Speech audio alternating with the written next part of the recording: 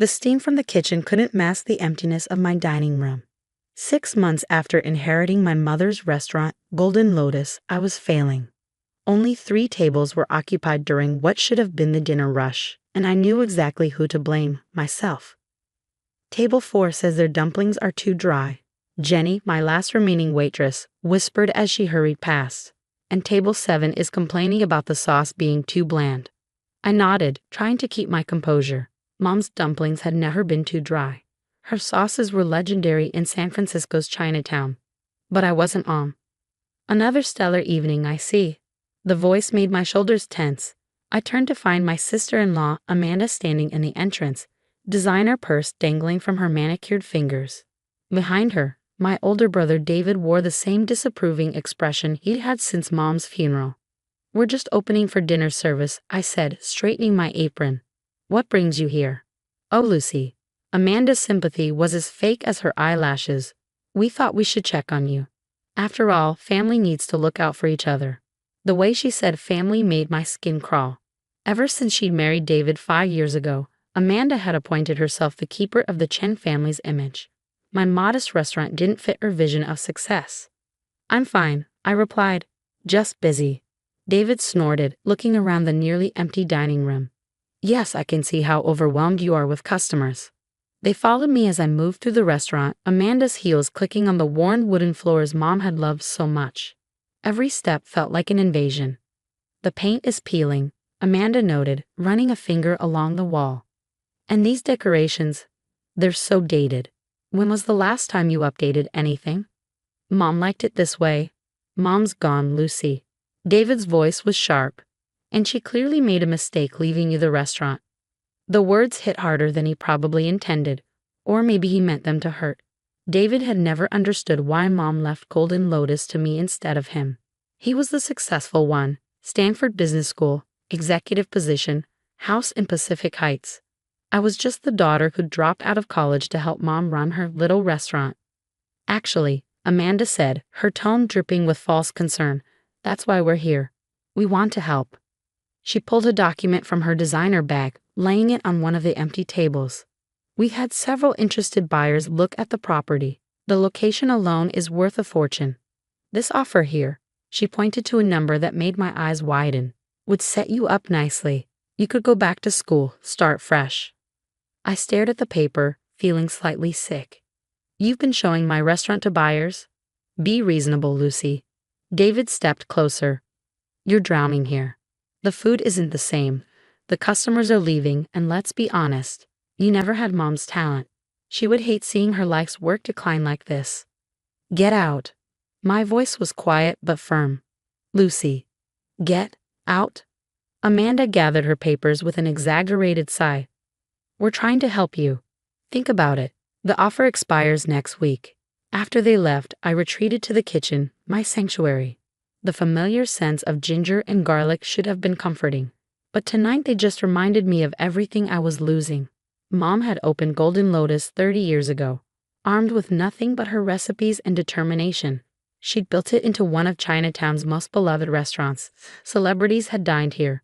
Food critics raved about her secret sauces. Even through the worst of times, Dad leaving, the recession, the pandemic, she kept the doors open.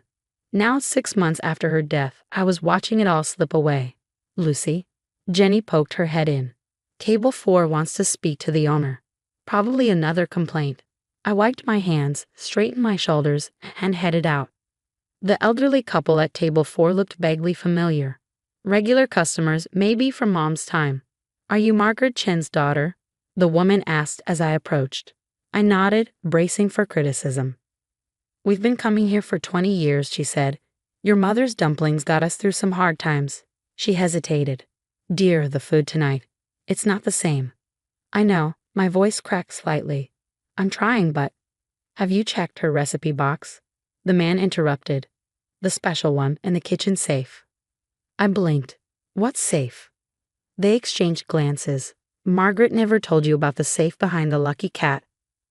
My heart started racing. The Lucky Cat, a gaudy golden statue that had sat on Mom's kitchen shelf for as long as I could remember. She'd always said it was watching over her secrets. I thought she was joking. Back in the kitchen, I approached a shelf where the cat had sat for decades. Sure enough, behind where it rested was a slight discoloration in the paint. Heart pounding, I carefully moved the heavy statue.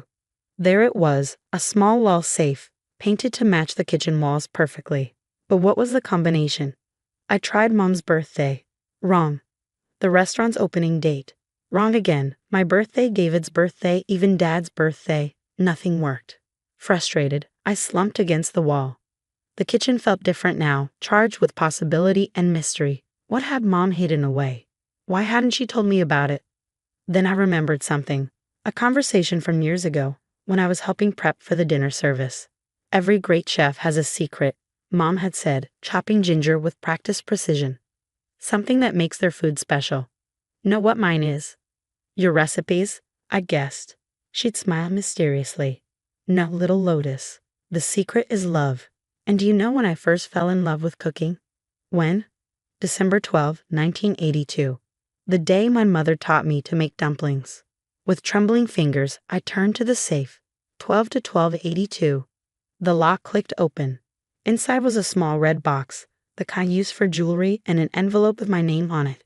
The envelope contained a letter in Mom's elegant handwriting. My dearest Lucy, if you're reading this, then you've discovered my final secret. I always knew you would when the time was right. The restaurant is struggling, isn't it? You're trying to recreate my recipes, but something's missing. The customers can taste it. Your brother is probably pushing you to sell. Don't. What's in this box is more valuable than any real estate offer. It's my legacy, not just recipes, but the heart of Golden Lotus. The secret that made people line up around the block, that won awards, that built our family's dream. But before you open it, remember this. A recipe is just instructions on paper. The magic comes from the cook's heart. You have always had my heart, Lucy. That's why I left you the restaurant. Not because you were the better chef, but because you understand that food is about more than technique. It's about love, memory, and the courage to keep trying until you get it right. Now open the box, my little Lotus, and show them what you can do. All my love, Mom.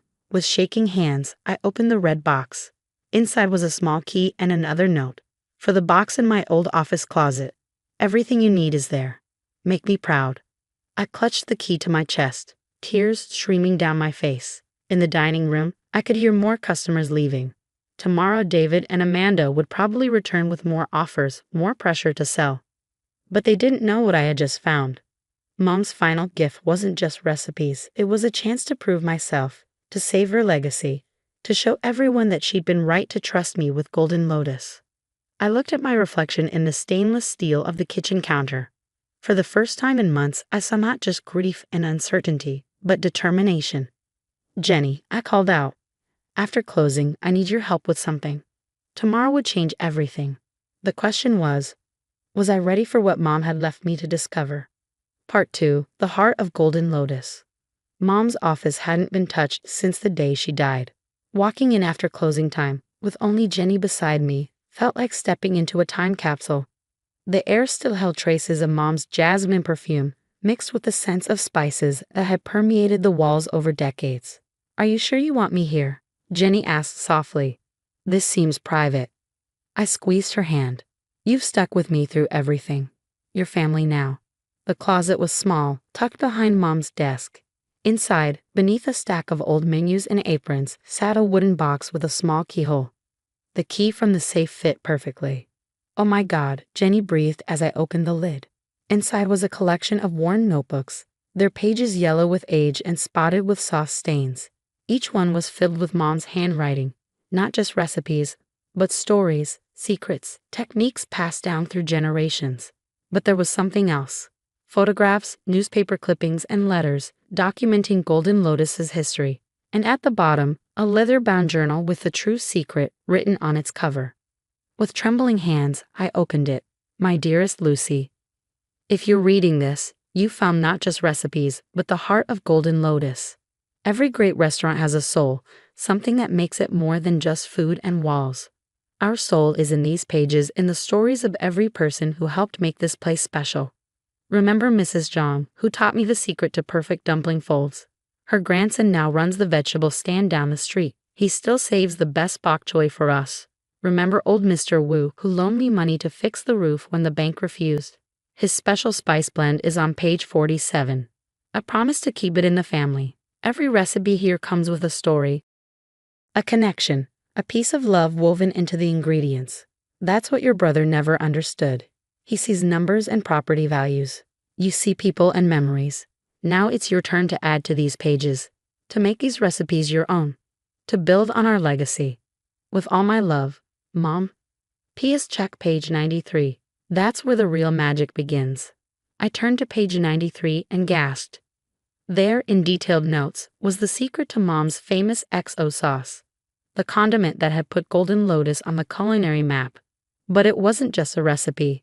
It was a story of how she developed it, testing ingredients for months, combining traditional techniques with bold innovations. Jenny, I said, my voice thick with emotion, we're going to need ingredients. Lots of them. We worked through the night, Jenny helping me prep while I studied Mom's notes. Each recipe was a revelation, not just ingredients and methods, but the why behind every choice. The exact heat needed to bring out the scallop sweetness in the XO sauce. The precise folding technique that kept dumplings from drying out. By dawn, the kitchen smelled like my childhood memories. The first batch of dumplings looked exactly like Mom's. The sauce was perfect. Try this, I said, offering Jenny a spoon. Her eyes widened. Lucy, it's just like your mom used to make. I smiled through tears. No, it's better. The next few days were a blur of cooking, testing, and rediscovering. I closed the restaurant for renovations, but really I was relearning everything. Each recipe in Mom's notebooks taught me something new, not just about cooking, but about Golden Lotus itself. The regular customers had their own pages. Mr. Chen from the bank loved his dumplings with extra chili oil. The Liu family always ordered their noodles slightly softer for their grandmother. Every dish had a story, a connection to our community. Then came the day we reopened. I'd sent invitations to all our old regulars, including the elderly couple who told me about the safe. David and Amanda received one too, not out of spite, but because Mom would have wanted it. The dining room was full for the first time in months. I kept the worn wooden floors, the faded decorations, but added small touches. Fresh flowers, new tablecloths, subtle changes that respected tradition while embracing the future. The first dishes went out, then the second. The dining room grew quiet except for the sounds of eating and soft exclamations of pleasure. Just like Margaret used to make. No, even better. The sauce, it's perfect. David and Amanda arrived late, dressed like they were attending a funeral rather than a dinner. They sat at Mom's old favorite table, ordering with barely concealed disdain. I served them myself, Mom's special dumplings, noodles in XO sauce, and her secret braised pork. What is this? Amanda demanded after one bite, her carefully maintained composure cracking. This isn't. How did you? David was silent, staring at his plate. I saw him blink rapidly and realized he was fighting tears. It tastes like Mom's, he whispered. No, I said gently. It tastes like love. That was always her secret ingredient. I placed Mom's journal on their table, open to a specific page. There, among the recipes and notes, was a letter addressed to David. My precious son, if you're reading this, then Lucy has found my notebooks and understood their true meaning. You may think I chose her over you, but that's not true. I chose the right person to carry on, not just the restaurant, but its heart. You have your own gifts, my boy. Your drive, your intelligence, they've taken you far. But Lucy has something special. She understands that Golden Lotus isn't just a business. It's a family, a community, a legacy of love. Support her, David. She'll need your business sense sometimes, just as you might need her reminder that success isn't always measured in dollars. You are both my children, and I love you both. Different gifts, different paths, but the same heart. Love, Mom. I left them reading, returning to the kitchen where tickets were piling up. Through the service window, I watched David wipe his eyes, then slowly taste each dish again, this time with real attention. After closing, he found me in the kitchen. Lucy, he stopped, looking around at the space where we'd grown up watching Mom cook. I'm sorry, I thought I knew better. I know, I touched his arm gently. Want to learn how to make the dumplings?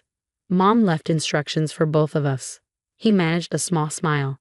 Maybe next time, but I do have some ideas about expanding the business. if you're interested. Expanding? Golden Lotus sauces. Packaged for retail.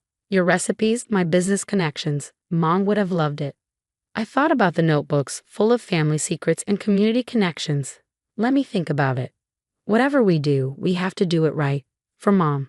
In the months that followed, Golden Lotus flourished. Not just survived, but truly thrived. The dining room was full every night, now with a mix of old regulars and new faces.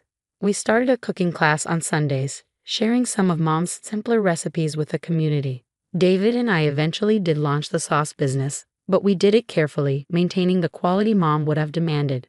Amanda learned to make dumplings, though she complained about the flour under her manicured nails.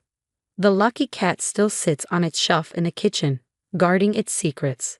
The safe behind it is empty now, its treasure distributed through the notebooks I use every day, adding my own notes alongside Mom's. Last week, a food critic from the Chronicle came in. His review made me cry. Golden Lotus has managed the impossible, honoring a beloved legacy while creating something new and vibrant. The classic dishes taste exactly as I remember from Margaret Chen's day, yet somehow even better. Her daughter Lucy has discovered what every great chef knows, that the secret ingredient in memorable food isn't in any recipe, it's in the heart of the person cooking it. Mom would have loved that review. Not for the praise, but for the understanding. Every night before service, I touch the lucky cat for good fortune, just like Mom used to do. Sometimes, in the quiet moments before the dinner rush, I swear I can feel her presence in the steam rising from the woks, in the rhythm of chopping vegetables, in the laughter of guests enjoying their meals. The recipes she left weren't just about food. They were about legacy, family, and the courage to believe in yourself. Every dish we serve carries a piece of that legacy, a blend of tradition and innovation, of memory and possibility. David stops by most Sundays now, sometimes rolling up his sleeves to help in the kitchen. He's not very good at dumpling folding yet, but he's learning. More importantly, he's understanding what Mom knew all along, that true success isn't measured in profit margins, but in the smiles of satisfied customers and the warmth of family working together. As for me, I've started my own notebook, adding new recipes alongside Mom's classics. Someday, I'll pass these books on to the next generation, along with the most important lesson Mom taught us, that the greatest achievements come not from proving others wrong, but from proving yourself right. The lucky cat watches over it all, guarding not just recipes now, but the true heart of Golden Lotus, a legacy of love, served one dish at a time.